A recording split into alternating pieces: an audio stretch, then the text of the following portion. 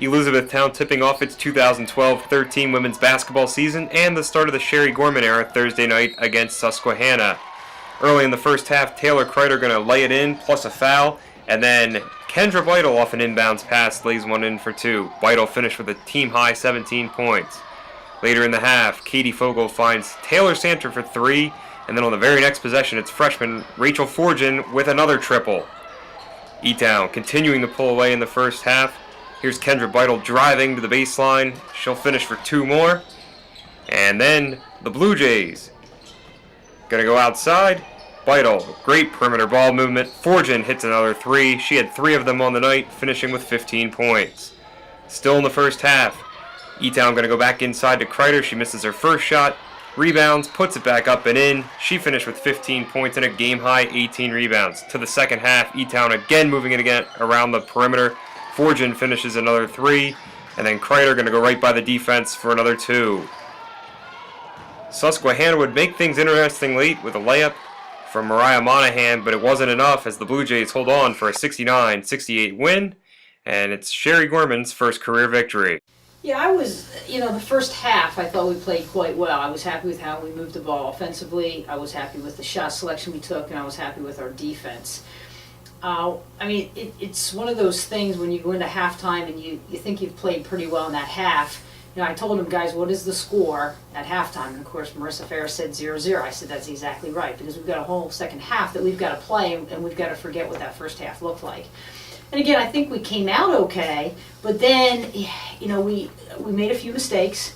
Susquehanna started to get their momentum in their run, and I think in a college game what you're going to see is it is a game of runs, and they didn't really have theirs yet, so it was sort of, you're looking at that clock, and they're going to make one, and then again, we sort of lost our composure. They obviously put a lot of pressure on us, but that being said, there was also a lot of holes. We just couldn't find it, and we made some mistakes, and then once the momentum goes, you start playing not to lose instead of to win, and it just keeps sort of snowballing on us. So it was tough. Her athleticism is just out of this world. She has, she's quick, she's fast, she's explosive, and so when you put that together in a woman and put them on the basketball court, they can do fun things. And so she's just, we really talked hard pre-game that rebounding was something we needed to own, because we did not do well on that on our first scrimmage.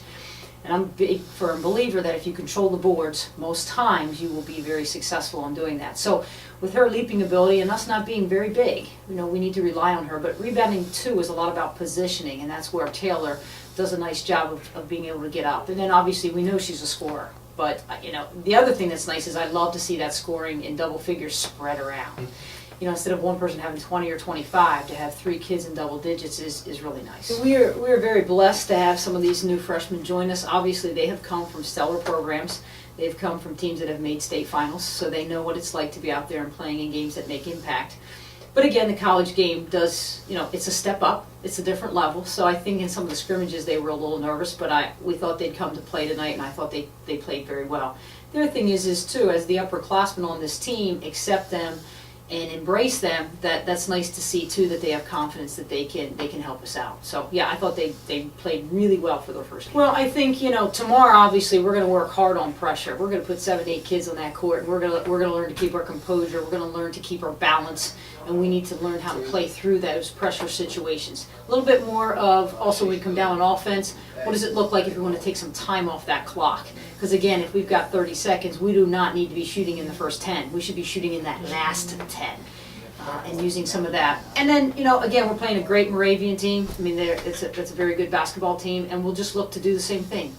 Hone in our defense a little bit, try to control the boards, and then again, try to run our offense and be successful with it.